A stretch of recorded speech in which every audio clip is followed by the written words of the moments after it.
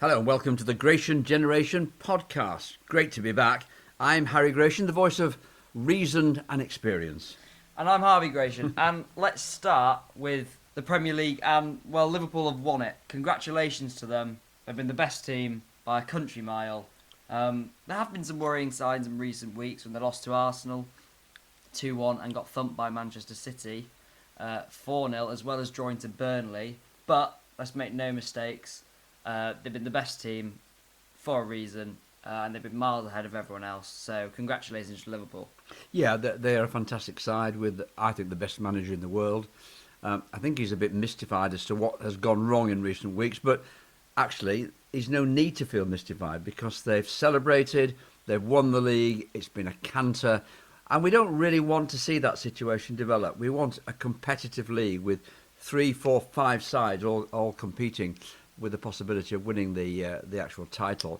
But Liverpool, yes, you're right, the best side. Bizarre result against Arsenal. Arsenal showed a great deal of determination, great deal of skill defensively. But let's be honest, Liverpool just had a bad day and could have won that very easily. Well, quite a few Liverpool fans have actually been worried about the drop-off in the level of commitment and attitude. Maybe they should be, but I don't think they should go over the top because, let's be honest, you can't really judge anyone at this point. We're playing in really weird circumstances, and we'll never play football, hopefully, like this. We won't play like this ever well, again. You say that actually, but I'm sorry to have to say, but I think the start to the season will be like this. But in this kind of period where this has never been done before, it's such weird circumstances. Anfield has definitely affected Liverpool.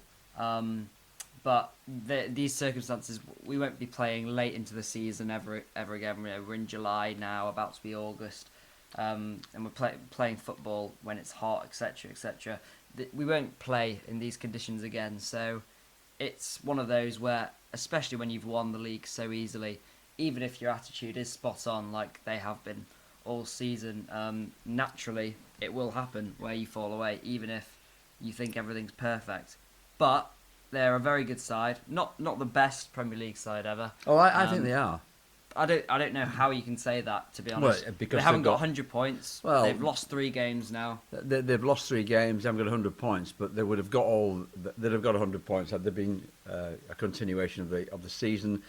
You know as well as I do. You've just mentioned it that Anfield is a fortress for them. They would never lose any match. Yeah, but I think Anfield. they might have been a little bit exposed without Anfield. No, now. I'm not sure. I think they've taken their foot off the gas. They're the best Premier League side ever when they've won the league in comfortable fashion, but they haven't done anything special for it now. You don't remember the Invincibles or the treble winners for how many points they got as well. You remember them for that one tag. Yeah, but you could say that Arsenal, as the Invincibles, were nowhere near as good as Liverpool because How they did drew. you say that? Well, they drew so many matches. But they didn't lose a single game, which is the main thing. But and at that point, there was 3 or 4 teams every single year who could challenge. Liverpool, the best team by such a long way. Well, there were Manchester City as well. To be fair, I think Manchester City were 20 points off though. Yeah, they were, but that was because they had a surprising hiccup on a number of occasions. But Manchester City have shown what a good side they are by thrashing Liverpool 4-0. So they'll what do you definitely say? be back. They'll definitely be back next season. Yeah. But they've been way off it, and it's made it really way too easy for Liverpool. And like you said, they've taken their foot off the gas considerably since the restart, and they've actually looked at times pretty normal. But like we said, they don't need to get over worried. The Liverpool fans. Moving on, we're gonna move on to the rest of the Premier League now. And as we finish the project restart and the league comes to we come to the end of the season, obviously Liverpool and City are the top 2. At the moment, Chelsea are in 3rd, with Leicester 4th, but it looks like Man United may overtake them into 4th place. Then in 6th place it's Wolves, then Spurs, then Sheffield, then Arsenal, who have been on the rise in recent weeks. So we'll talk about Arsenal now, and Arteta looking like he's really taking control of the reins now and building a very, very good side. Yeah, he has, and he's got them defensively playing as a unit, which is something, of course, that has been cringingly embarrassing for Arsenal and their fans for the last 3, 4, 5 years. They're still short, I think, of a couple of really quality central defenders. They're certainly short of some creativity to go alongside Ceballos in midfield. And the worry is about Aubameyang. Now, if Aubameyang stays, then they're guaranteed presumably another 20 goals from a great striker. They've got players like Nketiah, who I think are really. There's a lot of young forwards: Nketiah, Nelson, Pepe, Martinelli, all young forwards, and so including Saka as well, but he can play anywhere. He's played central midfield, left wing back, left back, left wing, and right wing this season. So he's another young player, and there's a lot more. We know who they are. The Willocks, Saliba's coming back, etc. So I think the key thing is we can see Arteta knows everything. He's got all the ideas. But the key thing is if he is backed and if he is given time, which I'm sure he'll be given the time, but if he is backed with money, Arsenal I think will be a really serious side. Feel like we're more sustainable than the backward-looking Spurs under Mourinho. And I think since the North London derby loss, which hurt so many Arsenal fans, Arteta again has stamped his authority. And yeah, you look at Spurs, Jose Mourinho is brought in to improve them, and I think he will improve them. But with key players leaving, how much backing he might get, and also with their inconsistent approach, sitting back, sometimes it works, sometimes it doesn't. Well, it certainly worked against Arsenal because they mugged Arsenal. You could see that Arsenal were not really playing very However, well. though, Arsenal, if you think about it, you can't judge many teams off of this time. Arsenal played 11 games already since the restart. Yeah. Spurs have played 7. So, and you could see definitely by the end of the Spurs game, there was no impetus from Arsenal. They were so tired. So if you look at Spurs, they will improve under Mourinho, but I don't know if they'll improve enough if you see the teams that are really making serious bounds in recent weeks. I was of the impression that Manchester United were the one side who could challenge the top two. Having seen them against Chelsea in that semi-final of the FA Cup, I'm not so sure now. I know that when you look back on any football team, and you can certainly say this about Arsenal in the past, that a defence shudders and shakes when it's got a dodgy goalkeeper. Yeah, well, today had an absolute shocker of a game, like he has in many games recently. Games this season. There'll be not many goalkeepers can pull off the type of saves that he does, but nobody makes the abundance of mistakes as he is at the moment. And I think, although as well as Manchester United have been playing, and again next season they'll certainly be there or thereabouts for the top 4, and they might get it this season, we'll see. I think as soon as they delved into the real core of their squad, the weak squad depth was really shown. When you have to start relying on the bench players, it really showed. And also, Chelsea showed them no respect at all, like other sides have been doing. And they were put under pressure at times in that game. And you see people like Maguire, Lindelof, and obviously De Gea, who look really, really shaky. Again, though, it's hard to judge as it's one game in the FA Cup. They, again, will be concentrating on the top 4.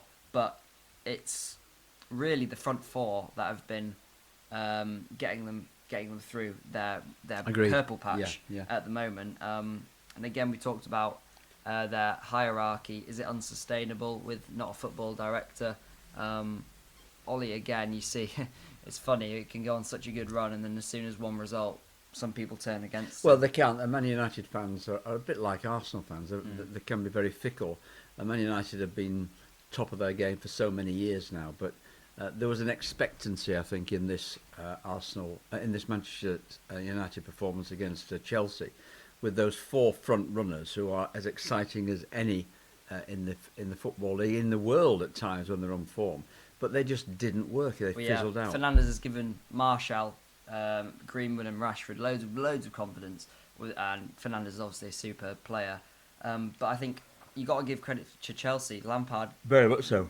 Zero respect, and he's been questioned probably times tactically, but he changed to a 3 at the back, and it really, really worked. They put them under pressure, they closed them down, didn't give Fernandes the time of day on the ball, and I don't really understand why Ollie. I can see him changing, his squad, mixing it up, maybe tired, and we've seen that maybe their squad depth isn't what it should be. which they definitely need to look to improve in the transfer market. But why did he play 3 at the back when 4 had been working so well? That was really, really bad from him. But the larger picture is they've been playing really, really well. Yeah. I think it was 22 unbeaten. But this loss will hurt them. And it definitely sends some ways to bring them back down to earth. But again, Lampard has to be... they've played 3 at the back before under him. United haven't under Ole, and they looked. Chelsea were all over them. They were, absolutely. And De Gea didn't help, but yeah, they were all over them at times. We're going to go back to Arsenal quickly, and their back-to-back wins over the top 2, Liverpool and Man City, and especially the Man City result, where the Liverpool match, I'll admit it myself, we were lucky at times to escape with maybe a team off the pace, and although we did defend well, we definitely rode our luck a bit more than Man City. We completely nullified them. There was no chance. I think that's a good point now, because I think that the Manchester City performance to me was a really good performance, because I have never seen an Arsenal defence work so brilliantly to try and make sure things wouldn't happen again, mistakes. Look at what David Luiz did. He was absolutely magnificent after being an absolute idiot and a prat. That is David Luiz. First of all, he's so much better in a back 3. We all know that. But that is David Luiz. He can be a 4 or a 10 out of 10. But I think with this group of players, Arteta again, he's got to be given so much credit, and people have to take notice of where this Arsenal side are going now, because that's such a statement. Comfortably beating Man City. It was such a dogged, committed, and compact defensive performance. Before under Emery, you would see. And it's probably Arteta's biggest success. The spaces between the midfield and defence was so open. We were so easy to play through. There was no space, and I think how much more mentally strong we are is probably the hardest job ever. And for Arteta to suddenly change that is really something. I think it's a remarkable achievement there. I think I've rated this guy ever since he first got there. I think you have your highs and your lows with him. Obviously, the Tottenham performance was a weak performance in the end, but we've discussed why that might have been the case. I think what he needs to do now is make a side very difficult to score against, because if you do that, you can then make them a good side. Well, the low block that we played against Man City worked so well, and we pressed aggressively, which has been a notable characteristic of us in recent times. We pick our times of when to press. And against Man City, Ceballos and Xhaka would mark De Bruyne, David Silva, Aubameyang and Lacazette would press, or Aubameyang and Pepe would press. Lacazette would be on Gundogan, so the centre backs would go long, etc., etc. And our press has been really good, and you can see how meticulous Arteta is and how much he works on the training pitch. And I think we can typify that with the partnership Ceballos and Xhaka coming up with in the middle of the park. Xhaka has completely turned his Arsenal career around, is pivotal to the side now. We've only lost one game in the last year where he has played a full 90 minutes. And when he hasn't played a full 90 minutes, when he hasn't been in the matchday squad, we've only won one game in the last year. So it really shows there. And Ceballos, on the other hand, since the restart, he has been absolutely phenomenal. He ranks top with touches, chances created, tackles, recoveries, distance covered. He has been so good, and for 20 million to get him permanently, or at least we have to get him on a loan for another season, it's an absolute no-brainer. Agreed. He's talked about working so hard in the Dubai training camp, and that's turned it really around. There's clear signs of improvement here, and even if we lose a game or draw a game, you can feel that the players every time are getting more and more similar to the system. When we're playing at a 3 or a 4 at the back, 3 in recent weeks, the runs are the same. So even if the quality isn't there, the runs are the same, the passes are the same, and it's really becoming a more fine-tuned system. And I'm just going to do one more thing about Lacazette's form and how he, since the restart, has really come up. He scored 4 goals now, and how he is able to drop in physical and hold up the ball. And he's shown the clinical touch now, which he was certainly missing. And the Nketiah rivalry, I think, has certainly made him lift up his game. But clear signs. Agreed. However, there is a long way to go.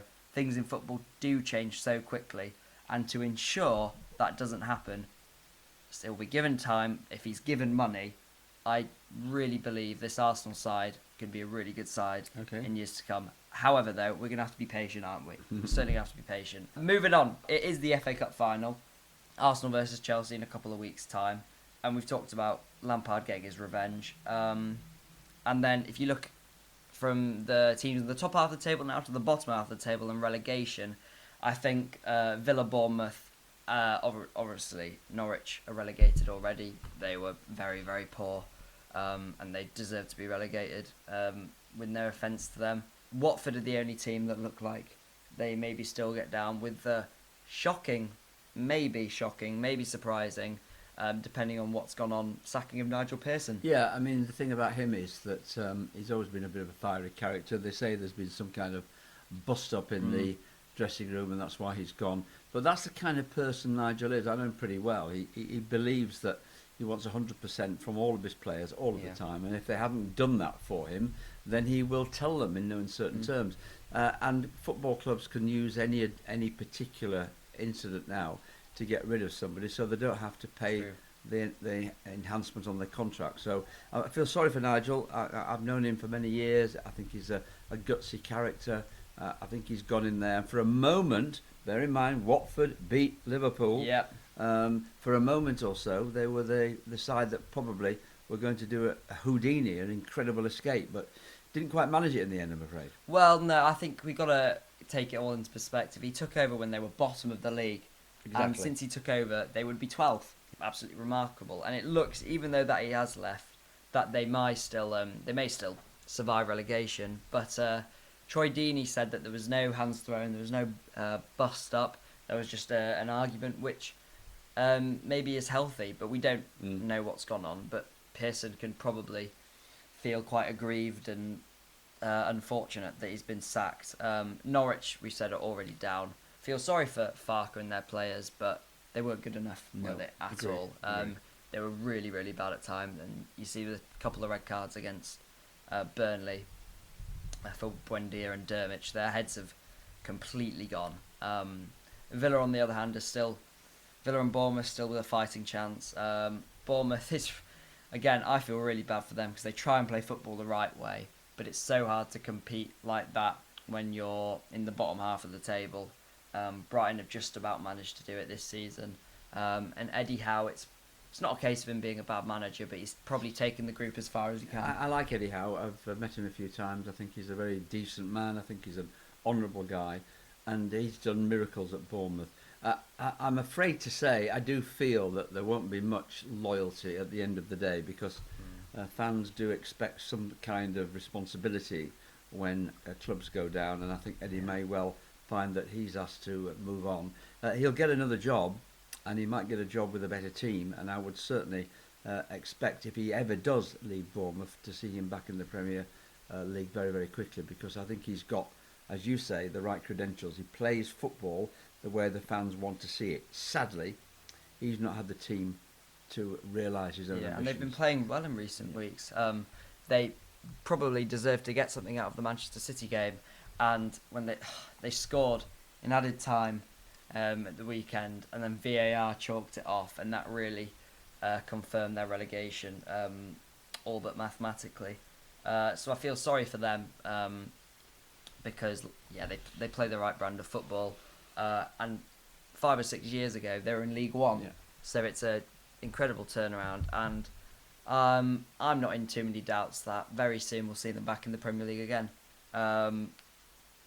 So I feel sorry for Bournemouth. I feel sorry for Norwich. Villa, well, they've spent 150 million on 14, 15 players. I think they've shown how not to do it. Just spend money. You have to spend money, but in the right areas and not just go all over the place with it. Moving down a tier into the Championship, Leeds have been promoted now as champions. That is confirmed, and they've been the best side in the Championship this season. That's fully deserved. Best side by miles, I think. Play the best football. Bielsa's done a remarkable job. He's I had a chat with Eddie Gray the other day about it, and the one thing that he's done is he's sort of taken in what Leeds means to the football fans, and he's really done a job that I think will get him another contract if he wants it. I mean, the big key is this guy is very much in demand all over the world. Yeah. Does he want to stay in Wetherby for another couple of seasons? He probably does. I think he'll want to see how he does next season. I think Leeds will be the Sheffield United of next season. I think they'll do really well. Yeah, well, you've seen quite a few people say, "Oh, they're going straight back down." No, I they don't think They won't. I don't think Leeds will go straight back down with a man like Bielsa in charge. If he is in charge, I think he's too good to send them down. Maybe quite a big onus rests on the players that they keep. I think Phillips is pretty nailed on to stay now. They need a striker because Bamford will always be a championship quality striker.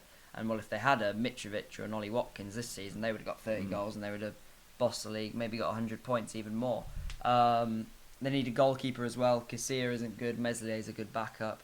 And maybe they need a centre-back, especially if Ben White goes back to Brighton. That would be a big loss. Everybody raves about Ben White. And Everyone wants him, I can't believe that Brighton wouldn't want him back.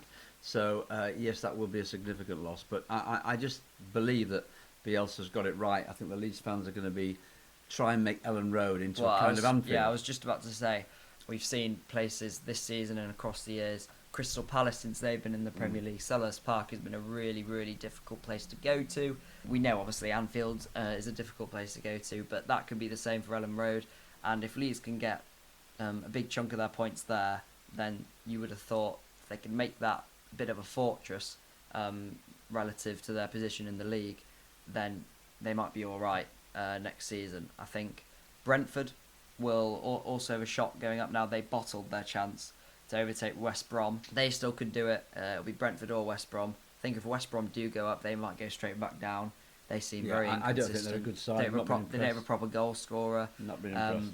I'm pretty sure Matthias Pereira, who is their best player by such a long way, will leave. But Brentford, on the other hand, play really good football. And if they might have a shot of staying up. You never know. But I think they'll be the favourites to go up, maybe in second, maybe win the playoffs, but we'll see. Moving on to the cricket. England have had a series against West Indies going on in the background with no crowds as well, and it's 1-1 with the deciding test coming up, and it's been okay. Yeah, it is. I question whether or not they should have had a test match to restart the coverage on television. I think it would have been far better to have had a 2020, to be honest, because watching test match cricket without crowds is very difficult. It's like watching a county championship game, I suppose, because nobody goes to watch those. But I mean, you've got to talk about Stokes again. He's a remarkable cricketer. He's the best all-rounder in the world by a mile and a half. He's just been promoted to number one over Jason Holder. I mean, Jason Holder can't really hold a bat to him in any shape or form. And I just think that Stokes, with that innings and the second innings, was just remarkable. I think he's the best cricketer in the world. He doesn't seem that... whenever England need a wicket, Root turns to him. Yeah. Whenever they're in trouble, Stokes steps up seemingly every single time. And his averages probably across the last 2 years will be 50 plus. Bowling averages in the 20s probably. And he's a top cricketer. And will be in the England side. You would have thought, you would like to think, for a long time. Another 6 years at least. And they're definitely favourites to win this third and final match in the 3-match series and take the series. West Indies, who have done quite well actually for themselves, with quite a depleted squad. Obviously won the first match when Stokes was captain, when Root was away. But England look favourites and in pole position to take the series. To wrap things up, we're going to talk about just a few other things in the world of football, where Cazorla has left Villarreal. Rumours of him actually fully retiring and going to Arsenal as one of Mikel Arteta's coaching staff, but he's gone to Al Sadd in Saudi Arabia. More money. To play with Xavi, his former player of his. Also, there's been a lot of talk about Nick Pope's form and whether he should be England number one ahead of Pickford and Henderson. I would go. I think it's a choice that Gareth Southgate's got between two, really. I don't think the Everton goalkeeper really... Pickford can't have a chance. No, he can't have a prayer, so. Really. It's Pope or Henderson. For me, it's Henderson, but I have a great admiration for Pope as well. So either of those two would work for me. Well, I think obviously Pope being a local guy from York City, and you see in recent weeks, especially, I think when it comes to the Euros, they're pretty neck and neck, Henderson and Pope, and I think Southgate will probably go for whoever's in better form at the time. He will, regardless of who's probably had a better season next season. I mean, Pope's been wonderful in recent weeks. I think sometimes his height gets him into trouble. Sometimes there's saves where he doesn't make many mistakes at all, next to zero. But sometimes there's things where, it's ones that he should have saved. Henderson can pull off some ridiculous saves. Yeah, he can but make also mistakes. some mistakes Yeah, he as well. can. I mean, the biggest surprise to me. Henderson is young as well for a goalkeeper. The biggest surprise to me is that Manchester United haven't called him back, because De Gea's gone. De Gea is the wobbliest goalkeeper I've seen for a long, long time. I think Henderson would certainly shore up Man United, and thank heavens he hasn't, because Sheffield United owe that man such a great deal of debt. He's been wonderful. Yeah, well, I think all Sheffield can hope for is maybe one more season of Dean Henderson, but that will probably be it. I would probably at this stage go Nick Pope if the Euros were now, but we'll see in a year's time. Finally, we're gonna go. We're gonna actually go back to Arsenal and talk about Guendouzi. He's been training on his own for the last couple of weeks after the Brighton match. And things were said in the match. He's been training on his own. Recently gone back to train with the under-23s. Xhaka turned his career around. Can Guendouzi do it? I'm not sure if his mentality is that of where he's very combative. I don't think he's good enough. I don't think he's that good a player. I think he's an okay player, don't get me wrong, and I think he could certainly do a job for some mid-table Premier League teams, but I don't think he's got outstanding quality. Yes, he runs and he gets stuck in, and he always looks as if he's energetic and can offer something. The truth of the matter is, how many telling passes has he made in the course of the season?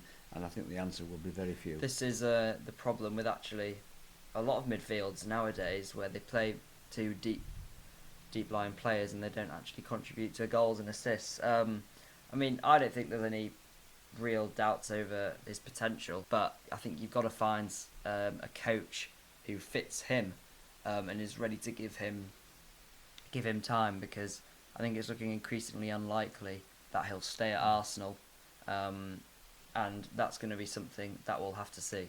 Well, that's it. I hope you've enjoyed the Late Gration Generation podcast. We've certainly enjoyed it. We might get another one in. You never know before the end of the season, but the end of the season will be the start of next season. So stay tuned. But we enjoy our sport. We hope you do as well. See you later. Thank you.